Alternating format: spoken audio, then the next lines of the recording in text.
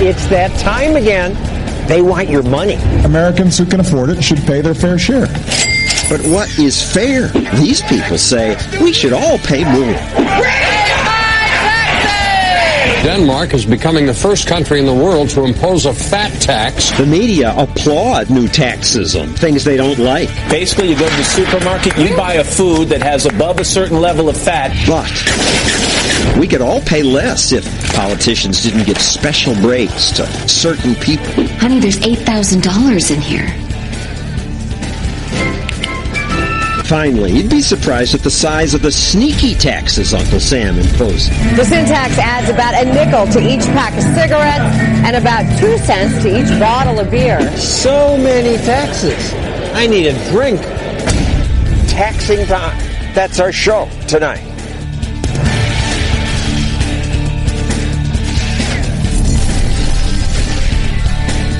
And now, John Stossel.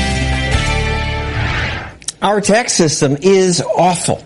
The tax code, this is part of it, is unreadable. This is a third of it. And this is just the beginning. The regulations that go on to explain these 3 books total 75,000 pages. Now, some taxes are necessary. There is a cost to government, and we need to pay for that somehow. But it's outrageous that we have to spend endless hours figuring out what we owe. And the taxes are so complex. Most Americans now pay someone for help. And it's outrageous that this is filled with special breaks for certain politically connected people. And those breaks make our economy less healthy and less fair.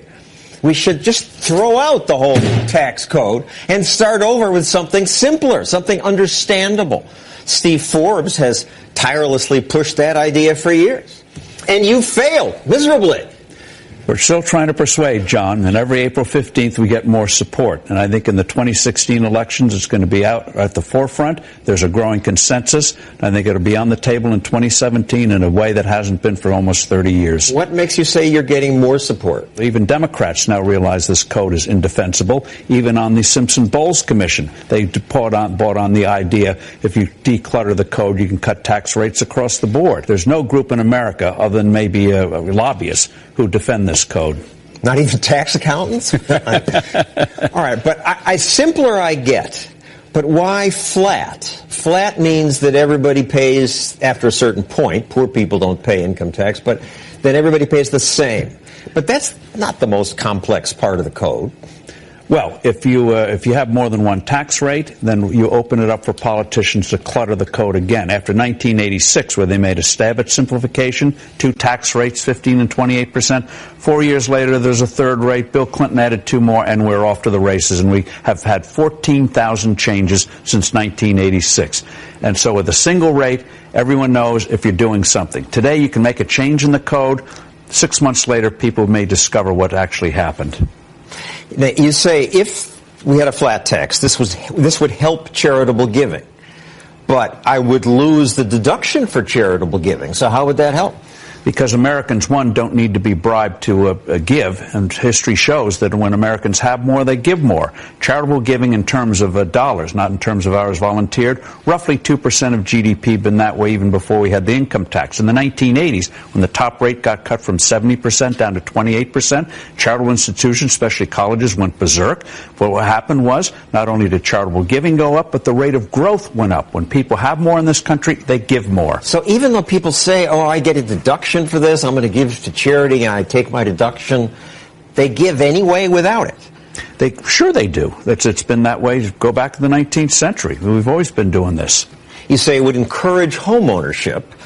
Not that I'm certain that's good, but the real estate lobby is wedded to these mortgage deductions because they say that encourages home ownership. You get rid of that, it'll hurt home ownership. Well, if you have real lobbyists in Washington, they have to have a rationale. But the fact of the matter is, again, when people have more, they will buy a house. They don't need to be bribed by the government to do it. And we've had growing home ownership in this country for a long time. When you try to stimulate home ownership artificially, you get the kind of disaster we had several years ago. In your ideal world, with the flat tax, it would be on a postcard. You could just fill out one postcard? One sheet of paper, postcard, or a few keystrokes if you're onto your PC. And a couple countries, a couple countries have this. Estonia has a flat tax of 21%. So the form is 1 page long, takes 5 minutes to complete. But Estonia is a new country. Over 30 countries around the world. Vladimir Putin, who peaked early, put this in a 13% rate back in 2000 when Russia had a tax code that made ours look simple. And within a couple of years, revenues doubled. Hong Kong's had a variation for 60 years. One of the most prosperous pieces of real estate on earth, even though it was dirt poor 60 years ago, now booming. You're fighting history pushing this. The first 1040s existence was fighting history. We are the only invented nation on earth, so it's part of our tradition to fight what everyone else does. But I look at how this stuff, I threw one, there are more to come, how it's grown. The first 1044 pages, including the instructions, today it's 176 pages. The tax rate, 1% in today's dollars if you made $500,000, 6% if you made $11 million. We've come a long way. It went berserk almost from the beginning because of the First World War. And even after 2 world wars, politicians have discovered an income tax is a money machine. They're not going to give it up easily. And so let's go and have a simplified code. That would be a huge step in the right direction. Half the lobbying in Washington revolves around this beast. And let's kill it and start all over again. And to show how stupid it is, John, Dave Camp, who's now leaving the House of Representatives, heads up the tax writing committee. He tried to simplify the code, using the existing code, using those books you have there, 1,000 pages. That shows how bad this thing is. It took 1,000 pages to try to simplify it.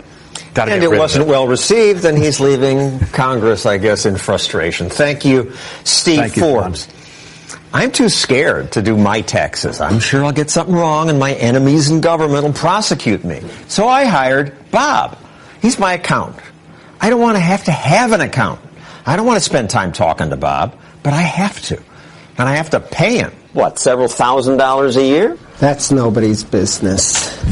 Probably true. But what a waste. Think of what I could do with the money. I could have this delicious steak dinner 200 times a year. I could buy this cool motorcycle. I could take this cruise ship all the way from New York to Venice and back. Or better yet, I could do some good for the world. The same money I waste on Bob, I could buy 2 Habitat for Humanity homes overseas. Or I could pay 3 kids' tuition at this Catholic school. I could go on torturing myself about the good things I could do with that money, but instead, let's move on to the size of the tax bite. Former New York Times reporter David K. Johnston just wrote a book called Divided, The Perils of Our Growing Income Inequality. He wants to address that with higher taxes on rich people. Will McBride of the Tax Foundation does not want to do that. So, David, you want higher taxes? I don't want higher tax rates. Here's what I want. The thing you talked about just now with Steve Forbes, it's not the rates that make the system complex. You can do that on a postcard. It's all those rules that are unreadable that allow people to make money they don't pay taxes on. So the very wealthiest people in this country literally can live tax-free, and I've shown this in my books and elsewhere from the law. Not many do. Yes, many of them do. Live tax-free? Yes, How? Absolutely. Well, let's do Warren Buffett. Okay? His wealth is $64 billion. The year he released his tax return, he said he made $64 million. You think his return was 1,000th of his wealth? Then he's the worst investor in America. Well, he's not tax-free. He pays something. He gets dividends that have already been taxed. But wait a second. What you're missing is that Warren Buffett's income is seen in the tax system is a tiny, tiny portion of his actual wealth increase. And that's how we need to fix the system. And the reason the tax code is so thick is all of these rules that allow people to not have to recognize income for tax purposes. And if we fix that, we can do the rest of it. To encourage certain good social behavior. The market will take care of that. Let's have the market take care of that. Will? Well, I think what we're all describing here is a tax system that's broken. There's always been loopholes. There's always been people that slip through the system. There's been lots of evasion, and it's the biggest problem is that it's really suppressed investment, saving. Steve Forbes was just explaining a flat tax, which is basically getting away from this idea of taxing income.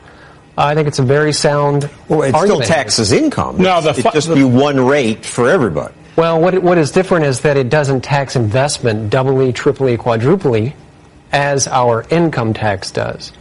So that's the problem. We're really suppressing investment in this country through these multiple layers of tax. You described one, the corporate tax, then the dividend tax, capital gains tax, taxing the same dollar twice, 3 times. All right, but it sounds like we're all in agreement we need simplicity. But how can this be? You've got David way over on the left. He worked for the New York Times. He's probably practically a socialist.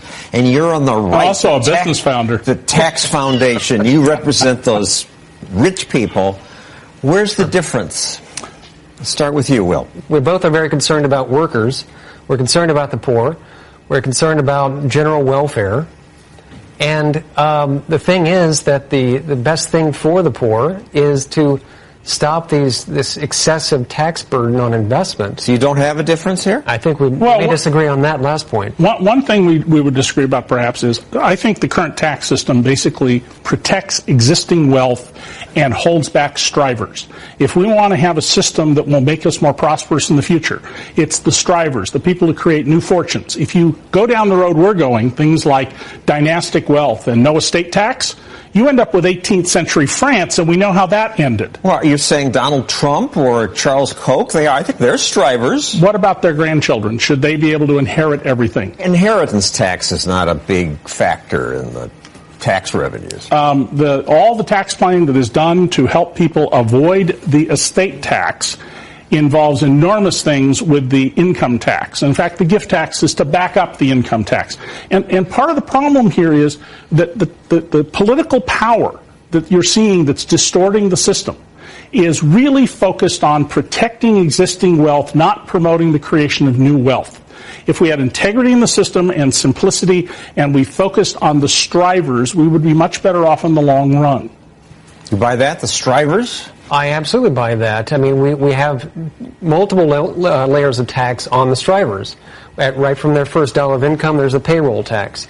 Then we have the income taxes kicking in at different levels, and then all sorts of loopholes built into that. We need to have something that's comprehensible, that is something like a flat tax. What, this isn't comprehensible? Not to me, and I'm an expert. This is also so reasonable. Why can't it just happen? Why didn't it happen last time when they had tax reform? Incentives for politicians. What are their incentives to do this? What's the incentive if you're a senator and you have to raise tens of thousands of dollars a week to get reelected to address the problems in a way that we're all reasonably talking about, with whatever minor differences we have? If you have a special break, then people have to come to you and kiss your ring and beg you for a special break. And you're powerful. Thank you, Will and David. To keep this conversation going, our Twitter hashtag is TaxTime. Let people know what you think.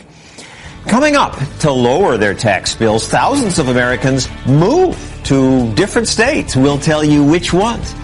But next, how government uses this book to manipulate us. The federal government provides tax credits, subsidies, in order to help the individuals and families purchase qualified health insurance plans. I get tax deductions because I give a lot to charity and I have a retirement account which lets me defer some taxes. The less I have to pay to politicians, the better. Of course, taking deductions makes my taxes more complex, and so I waste money on an accountant and I have to do more record keeping. Yaron Brook of the Ayn Rand Institute says we should focus on another reason why those tax deductions are not a good thing. They are a way government manipulates people. What do you mean? Well, government's role is to protect our values. What the tax code is doing is trying to choose our values for us. It's telling us charity is good. Maybe it is. Protect our values? I thought government's role is to protect our persons and property, yes, keep us safe. Not trying to steer us in the direction of particular goals, particular ideas. So, they decide I need a solar panel, so they're going to give me a tax credit for solar. They want me to buy a house, so they're going to give me a tax deduction on a mortgage. But if I pay cash, I don't get any benefit because somehow they want me to take on debt. Well, most people don't pay cash for a house, and they've decided, hey, if people own their houses, they'll take care of them, they'll build communities. That's better for America. Maybe that's true. None of the government's business. The point is, it's not the government's business to dictate my behavior. As long as they're not hurting other people. They're encouraging. Encouraging, but it's encouraging by use of coercion, right? If I don't do what they tell me, buy a house, they steal more of my money. They take more of my money. So there's a gun behind this encouragement. And a carrot on the other end. Look at this disgusting commercial from the real estate lobby.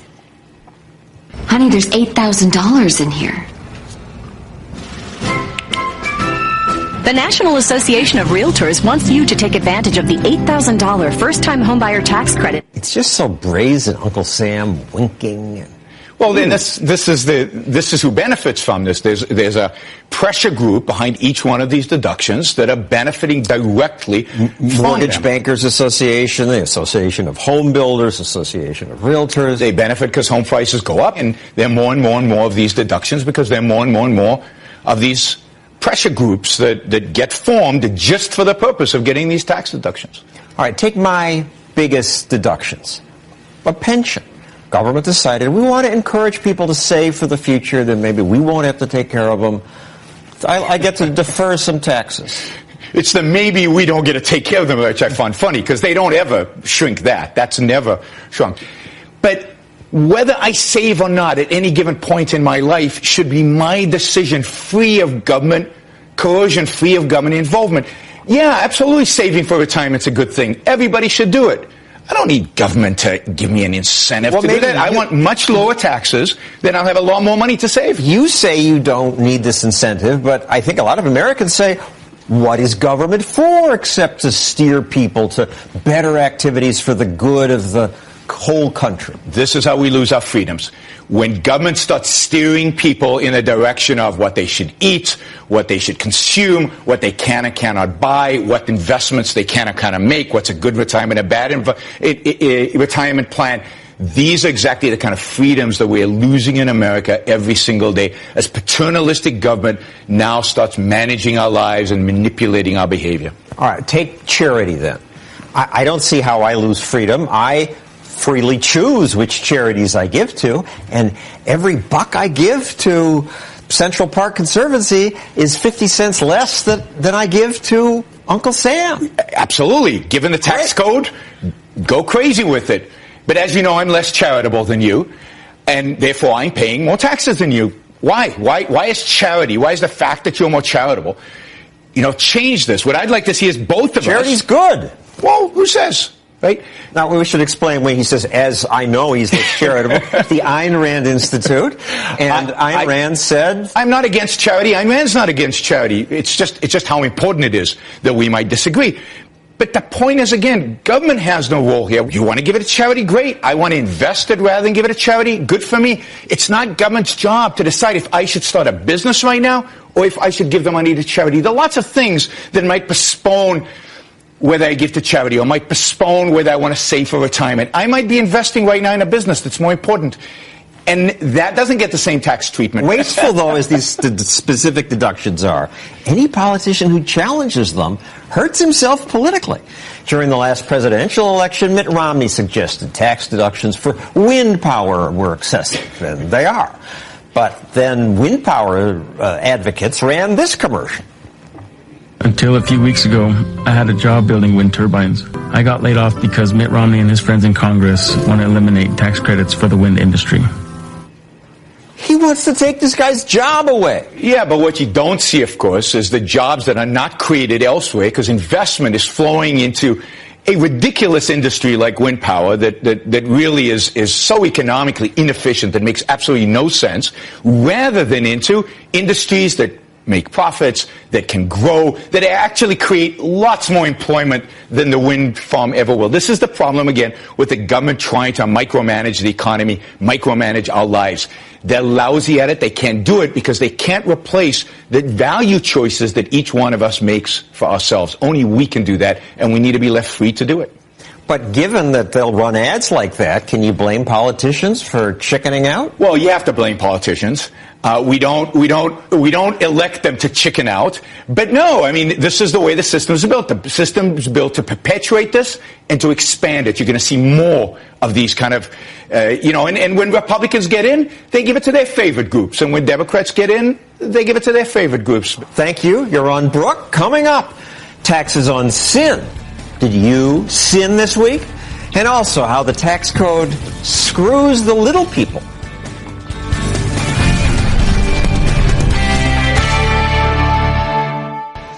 Want to start a small business? In some ways, that's easier than ever today. Interest rates are low, and the Internet now allows us easier access to potential customers. But business professor Brian Brenberg says what makes it harder to start a business is the tax code. It kills little guys. But what do you mean? Because the code applies to big guys and little guys equally. It does apply to big guys and little guys equally. The problem is big guys have a lot more resources to throw at these 75,000 pages than small guys do. It wouldn't, take GE, for example, it wouldn't surprise me if they have 500 to 1,000 people working for them that they can have sifting through this. And well, we actually checked that. In the year 2011, according to a report, they had about 1,000 employees just doing this instead of producing light bulbs, whatever they do. Yeah, so I mean, in theory, everybody's looking at this at the same time in the same way, but the truth is GE is finding lots and lots of ways to make this work to their advantage. Small businesses cannot do that. The National Small Business Association polled businesses and found that they spend more than 80 hours a year on federal taxes. That's 2 work weeks. Add payroll taxes, 2 work weeks. Sales tax is 1 work week. You're talking about a month of work devoted not even to paying taxes, just trying to comply with the tax code, right? And the big problem there is if you're spending time working on taxes, you're not spending time improving products, investing in your employees, expanding your business, creating jobs, which is exactly what the economy needs. But you can't have a tax code that says, okay, we'll give small guys a break and GE, you can afford it. No, give them the same thing, right? Create a level playing field. The point here is to not put small businesses at a disadvantage, right? You want to create an equality of competition or the opportunity to compete, right? So create a tax code that both of these types of businesses can comply with and work with. But what are the odds of that when politicians get such rewards for favoring certain people? The last fiscal cliff bill. We're out of money, but somehow TV and film producers, everybody wants to be friends with them. They got a special credit. Owners of NASCAR racetracks, wind turbine makers, that's GE. No, of course. The odds aren't easy. The odds aren't good. And as you talked with Steve Forbes before, I mean, people have been at this an awful long time. One thing I think we haven't done is framed this debate in terms of some of the words or some of the language that I think is very popular now.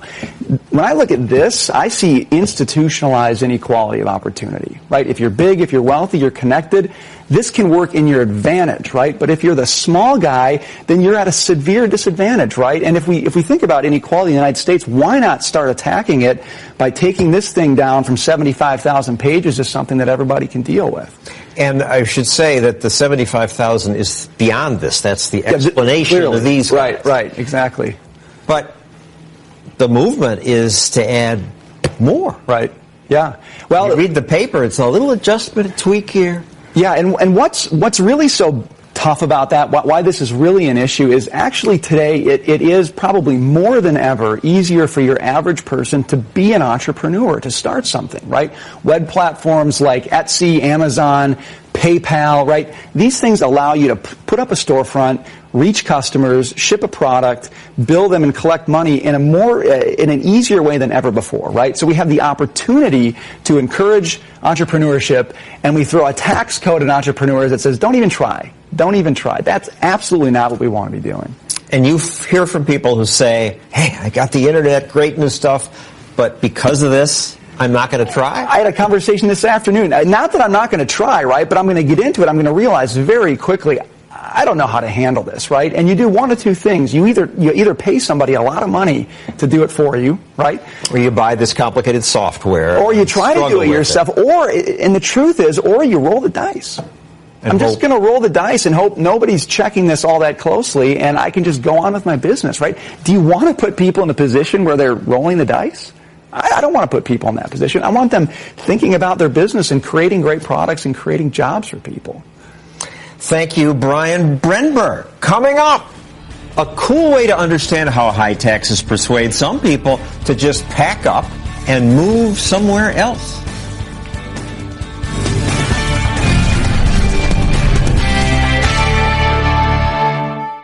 You're stuck with your federal taxes. Live in America, you have to pay. But America's having 50 different states means you can avoid some taxes if you live in the right state. And that's a good thing because it creates competition.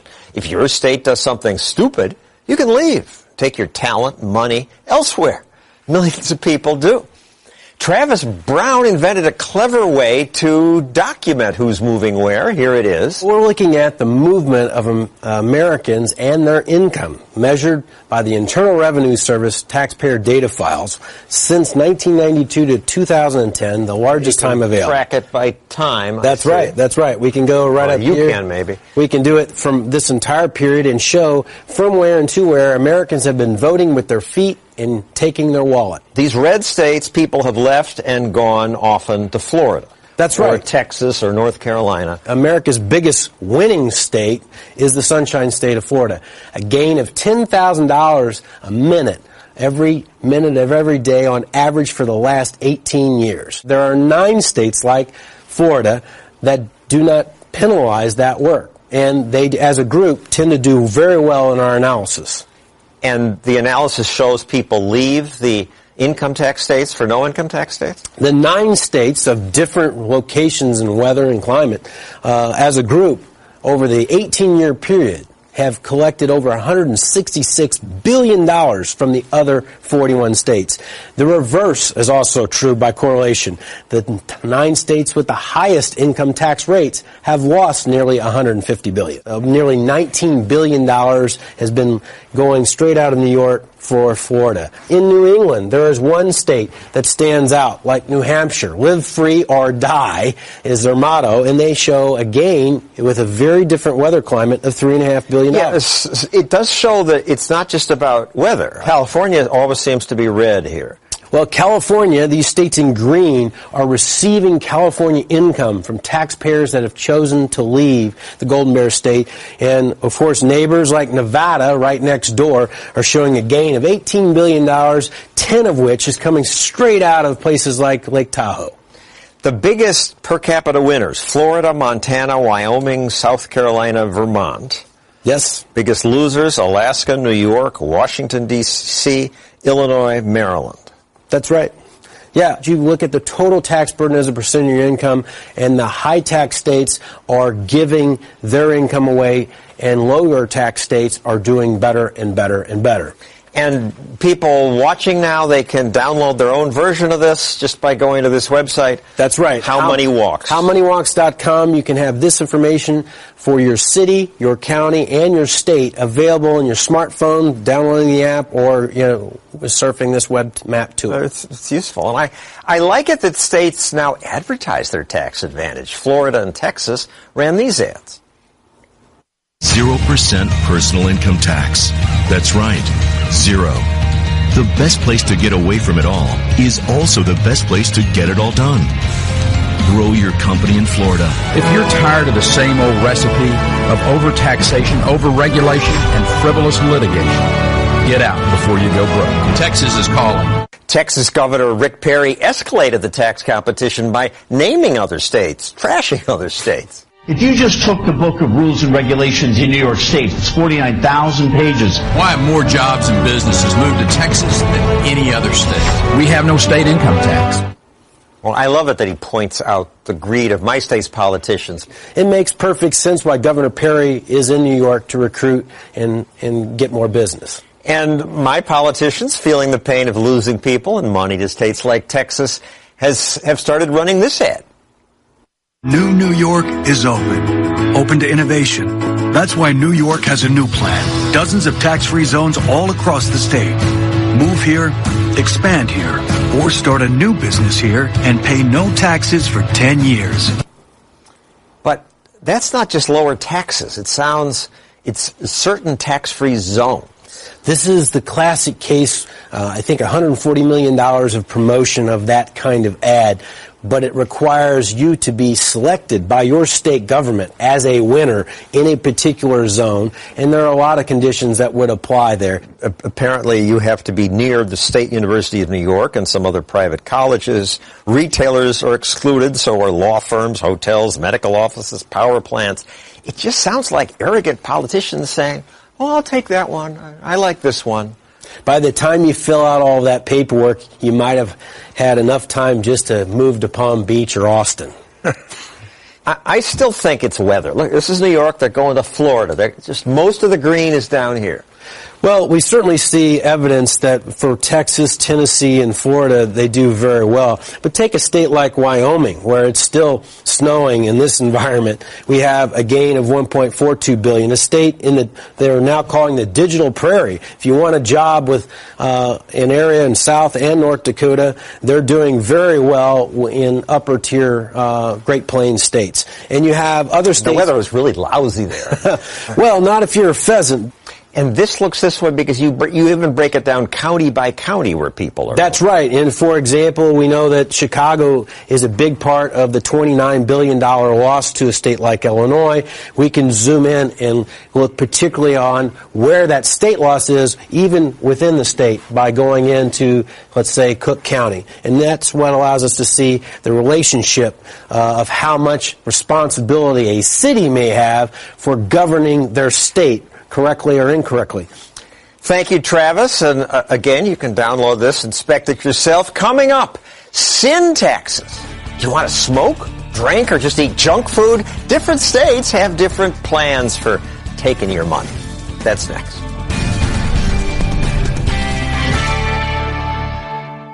Psst, want a beer? You must pay extra for it because in addition to sales tax, states impose a sin tax on products like this. When I bought this bottle of whiskey, I had to pay an additional $2 beyond sales tax for the sin of Jack Daniels. And if you smoke cigarettes, you must be really sinful because this carton costs almost $60 more because politicians tax you to save you from yourself. And what's wrong with that? Don't we want government to discourage destructive behaviors?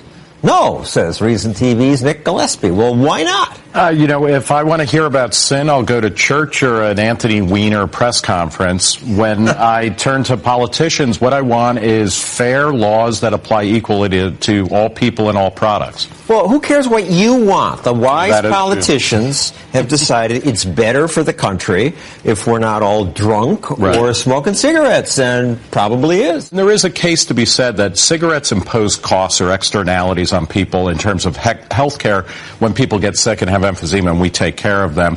So you can say, yeah, there should be a tax on that to cover those types of clearly identifiable linked health conditions that get pushed onto other people. But that isn't, when New York City charges $5 in sin taxes for a pack of cigarettes or Chicago $6, they're going far beyond that. And this is what's odd about sin taxes. They're supposed to be high to discourage consumption of a good, but then they also are used to raise revenue that gets spent on all sorts of things. And I notice as fewer people smoke, the politicians are more eager to. Well, that's because people who are fat, people who are smokers, they're minority groups essentially, and they can be demonized, and then you can start, ratcheting up the costs that they have to pay for the things they want.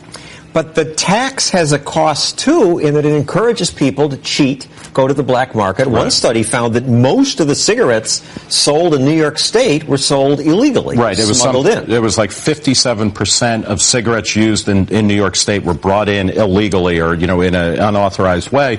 And that's because New York has very high cigarette taxes. So we have a new form of organized crime. That's right, or a lifeline for the old form of organized crime, because this is long been, going back hundreds of years in America, getting around excise taxes and sin taxes on things like cigarettes, smokes and booze, basically. I think most Americans like the idea of our elected officials manipulating us in a good way. And for a while, we had luxury taxes, another form of sin tax.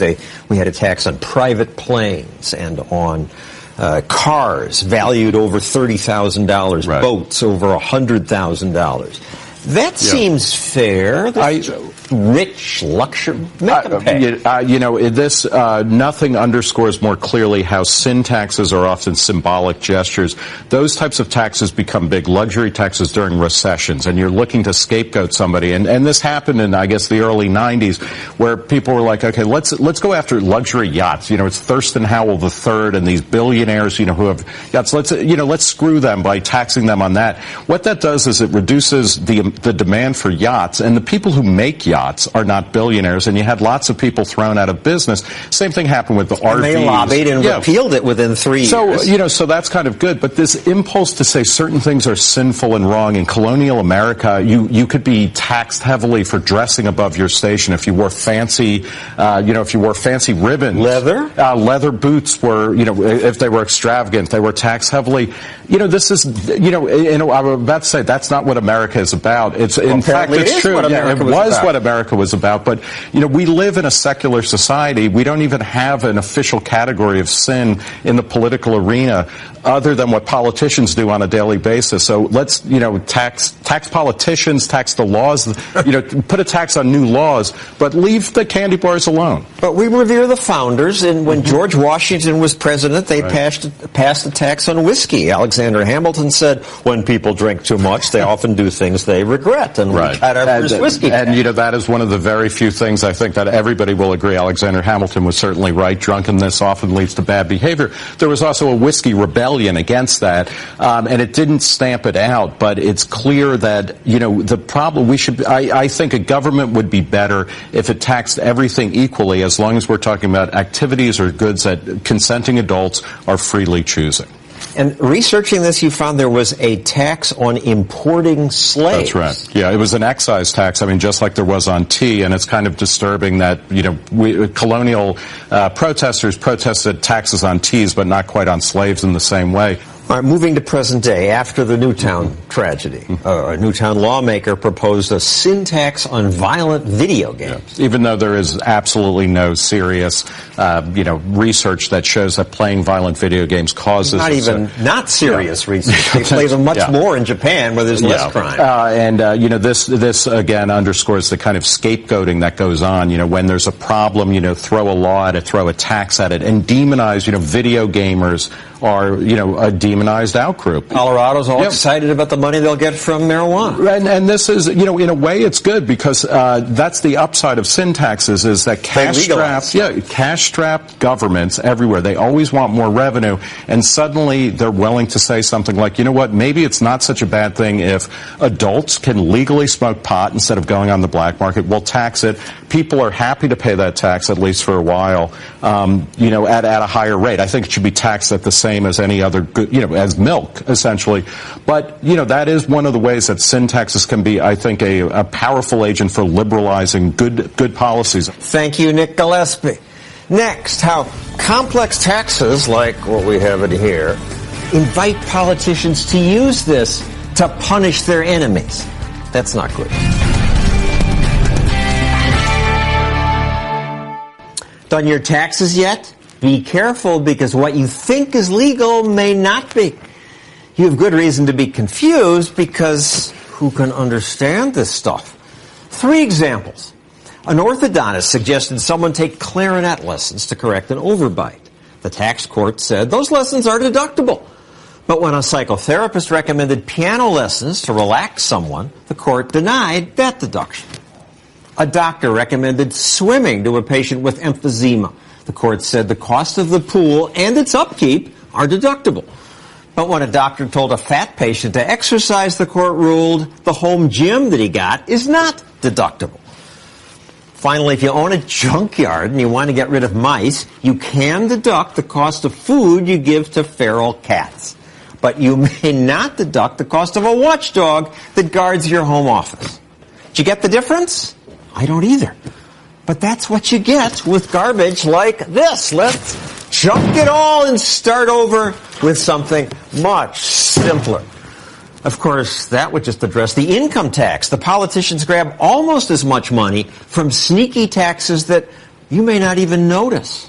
You and I pay them all day long, from the moment I wake up and turn on a light. I pay more when I brush my teeth and license my dog. My building pays property and fuel taxes, as is my monthly bill. And when I leave home and take the subway to work, I pay the Metropolitan Commuter Transportation Mobility Tax. So many taxes.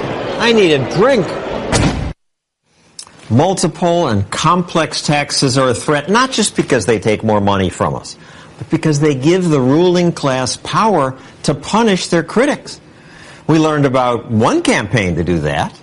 The Internal Revenue Service's practice of targeting conservative groups. They would look for keywords like Tea Party or Patriot. At least we found out about that one. But how many other times has this happened that we don't know about?